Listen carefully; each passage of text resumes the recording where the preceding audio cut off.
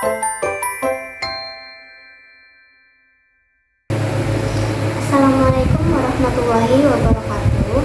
Perkenalkan, nama saya Lufita. Saya dari program studi Bimbingan dan Konseling Universitas Negeri Semarang. Kali ini saya bersama kakak saya, sekaligus beliau adalah guru BK di SMP. Boleh memperkenalkan diri, Kak? Ya, perkenalkan, nama saya Raisa Sariun. Di sini saya mengajar sebagai guru BK di salah satu SMP negeri. Oke, baik. Di podcast kali ini kita akan membahas mengenai kesehatan mental pada anak dan remaja. Oke, baik, langsung saja. Menurut kakak sebagai guru BK nih, bagaimana sih pentingnya kesehatan mental itu untuk anak dan remaja, dan kesehatan mental itu apa menurut kakak? Ya, menurut saya kalau kesehatan mental itu bagaimana kesejahteraan mental kita dalam menghadapi tekanan. Mungkin ketika kita sedang dalam lingkungan yang baru atau kita sedang dihadapkan oleh masalah, itu ketika kita bisa mengatasi dengan baik atau kita bisa menghadapi tekanan-tekanan itu merupakan mental yang sehat atau kesehatan mental itu sendiri. Gitu. Untuk di SMP ya, untuk di SMP ini contohnya kayak pasti ada dong kasusnya untuk siswa gitu. Contohnya apa aja sih yang menyangkut tentang kesehatan mental itu? Ya, untuk di SMP itu banyak sekali ya Mbak. Jadi kasus-kasus yang menyangkut atau dampaknya pada mental itu mungkin salah satunya itu bullying, lalu ada kenakalan remaja. Nah, kenakalan remaja itu secara umum ya, untuk lebih detailnya itu ada yang pacaran, ada yang mungkin keluar malam, atau ada yang mungkin berkelahi. Nah, itu memiliki dampak pada kesehatan mental yang berbeda-beda seperti itu. Yang tentunya menurut saya sebagai guru BK itu kesehatan mental sangatlah penting dipahami oleh remaja, khususnya itu remaja SMP yang masih dalam keadaan yang labil-labilnya seperti itu. Betul sekali.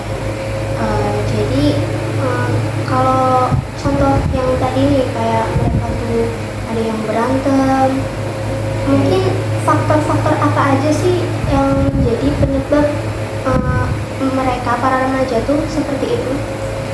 Iya, untuk yang sering berkelahi seperti itu ya. Kalau untuk berkelahi itu tidak terlalu banyak, maksudnya nggak yang seperti bully ya. Karena tadi belum saya sebutkan, untuk yang paling banyak itu memang bullying, untuk yang nanti dampaknya pada kesehatan mental. Namun di sini juga saya akan menjawab pertanyaan dari Mbak Rita. Untuk yang misal ada perkelahian atau tawuran seperti itu, untuk saat ini alhamdulillah memang sudah tidak ada. Tapi sebelumnya atau dulu itu memang ada, dan itu menurut saya faktor yang paling utama itu dari lingkungan. Ya, jadi kadang ada anak yang memang di keluarganya itu baik-baik saja, dia nurut, bahkan kadang dia nggak pernah main. Tapi karena lingkungannya itu yang membuat dia itu menjadi ikut-ikutan. Karena kadang anak itu ada yang takut kalau kamu nggak ikut kamu cupu gitu. Atau dibilangnya itu mungkin dasar ada yang cupu, ada yang penakut, ada yang apa, entah itulah.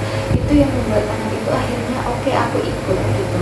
Jadi yang pertama lingkungan, lalu mungkin yang kedua itu dari media sosial, karena sekarang itu hampir semua anak itu lebih menyukai media sosialnya daripada mungkin bersosialisasi secara langsung. Dan dalam media sosial itu kan tentunya sangatlah luas gitu ya.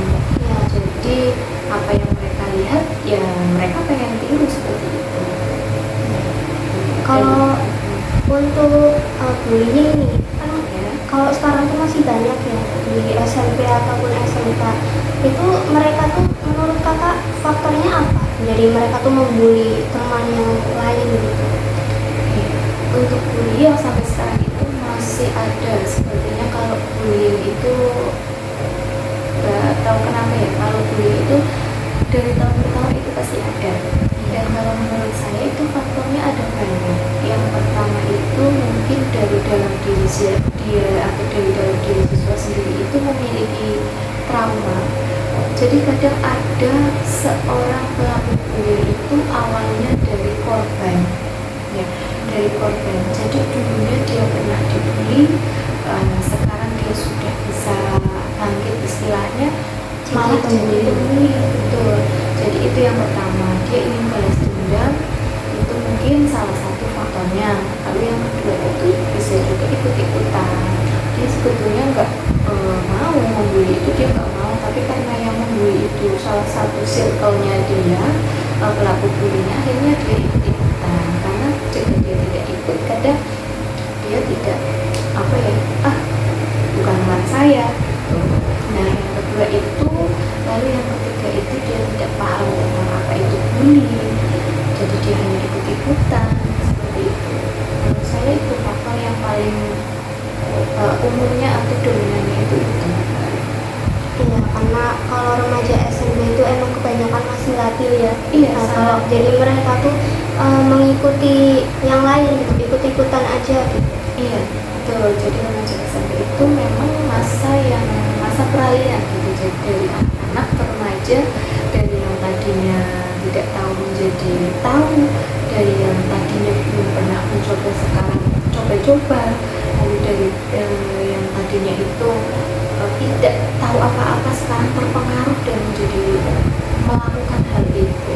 Nah, ketika remaja itu dalam masa-masa yang labil dan kita mungkin sebagai guru BK itu tidak bisa mengontrol itu, maka mereka mungkin akan terjerumus ke dalam hal-hal yang negatif. Tapi saya sadari guru BK juga tidak bisa bergerak sendiri tanpa lingkungan warga sekolah yang lain dan juga khususnya orang tua.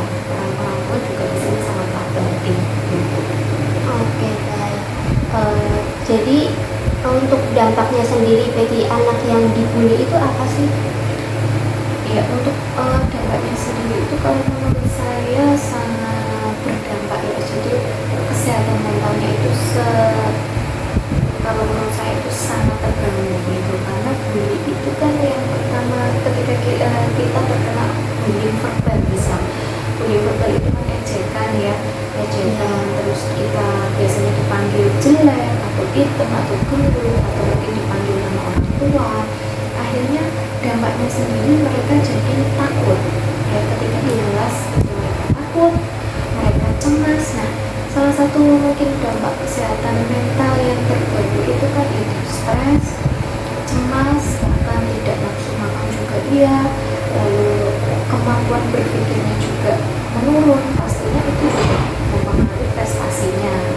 Jadi ketika anak itu sering dibully, mereka akhirnya sering tidak masuk, tertinggal tugasnya, akhirnya nilainya juga jelek, tidak naik kelas. Itu mungkin secara akademik, belum lagi mungkin secara psikisnya. Secara psikis sendiri itu dampaknya itu jadi takut, jadi tidak mau melakukan aktivitas lagi, dan mau apa-apa itu terasa cemas, jadi stres. Kalau yang saya lihat sebagai guru BK mungkin seperti itu. Oke, baik. Lalu gimana sih cara kita sebagai kakak sebagai guru BK dan aku sebagai calon guru BK, gimana sih cara meningkatkan kesadaran mengenai kesehatan mental ini untuk anak-anak dan remaja? Cara meningkatkan kesadaran ya, untuk remaja SMP itu masih dalam masa peralihan ya Mbak.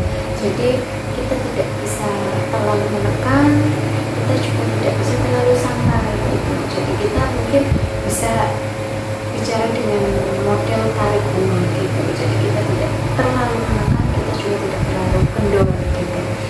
Jadi untuk menyadarkan mereka tentang pentingnya kesehatan mental itu mungkin yang pertama kita sosialisasikan terlebih dahulu, atau kita berikan sebuah layanan. Yang pertama mungkin layanannya itu tentang informasi tentang pentingnya kesehatan mental. Lalu kita juga perlu sebuah preventif ya, atau pencegahan. Jadi sebelum itu dampak dari kesehatan mental itu terjadi, kita harus tekankan kepada para remaja atau khususnya anak SMP atau SMA mungkin, itu bagaimana dampak yang memang terjadi jika ada teman kita itu yang terganggu kesehatan mentalnya. Jadi kita tekankan bahwa yang kalian ketahui tentang stres, tentang cemas, bahkan galau itu yang terkenal dengan sekarang gitu ya, bahasa sekarang itu merupakan dampak kesehatan mental. Jadi mereka harus tahu ketika mental kita sehat, itu jiwa raga kita juga sehat.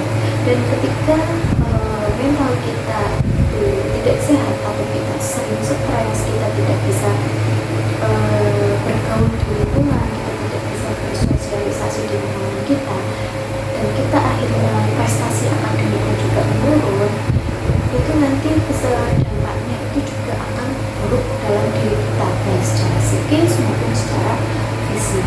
Dan itu juga tidak bisa langsung mereka akan paham, apalagi siswa atau peserta didik SMP. Jadi mungkin dengan layanan BK yang ada itu seperti layanan klasikal, kita berikan sosialisasi dulu di kelas, lalu kita lanjut mungkin dengan tindak lanjut kita untuk layanan bimbingan kelompok, mungkin kita lebih detail lagi mungkin kasus-kasus kesehatan mental itu seperti apa, kita berikan gambaran kepada mereka, lalu kita tindak lanjuti lagi dengan kerjasama dengan orang tua pastinya.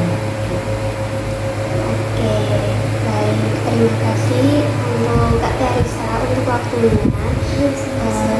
Jadi cukup sekian podcast dari kami. Kurang lebihnya kami mohon maaf. Wabillahi taufiq wal hidayah. Wassalamualaikum warahmatullahi wabarakatuh.